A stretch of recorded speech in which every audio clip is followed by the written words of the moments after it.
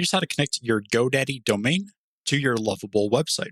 So first you want to open up your Lovable project, and then you want to go to the top right where you see the Publish button. Under the Publish button, you want to click on where it says Connect Custom Domain, or you can go to the top left and then click on the drop-down button and click on Project Settings.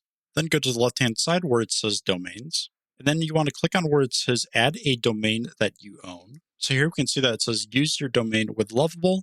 So first we want to click on where it says Continue, and then enter in your domain name. Once you do that, go ahead and click on where it says Continue. It'll say that it's analyzing our domain.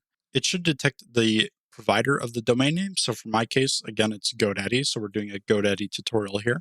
So what we want to do here is actually enter in our customer number. So go to the GoDaddy homepage website, and then on the top right, click on your name. And then you want to copy this customer number like so. Then go ahead and paste that customer number into the username or customer number field, and then enter in your password. It should show now that it's going to set up our domain. So it's establishing a secure connection. It's verifying our login credentials. And sometimes you may have existing records in your domain. And so it's going to ask you if you want to update these records.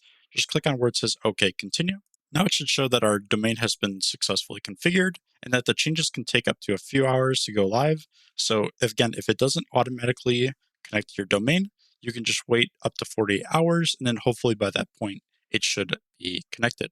And that is how you can connect your GoDaddy domain to your Lovable website. If this video helped you guys out, please leave a like. That's going to do it for this video. Thank you so much for watching, and I hope this helped you out.